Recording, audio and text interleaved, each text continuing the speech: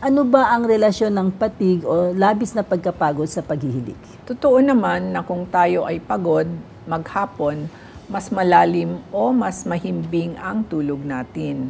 Kaya may posibilidad na mas maghihilik ka sa gabing yun. Pero may mga taong pagod din na hindi naman naghihilik. So, pwedeng normal or abnormal ang paghihilik sa gabi. Ang sabi naman nila kapag humilik ka, posibleng may sakit ka na or underlying health issues.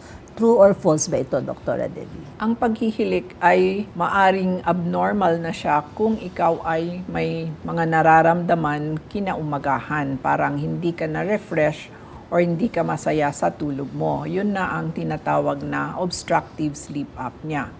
Pero meron din yung tinatawag na primary snoring na naghihilik ka pero wala kang problema kinaumagahan at kontento ka sa tulog mo magdamag.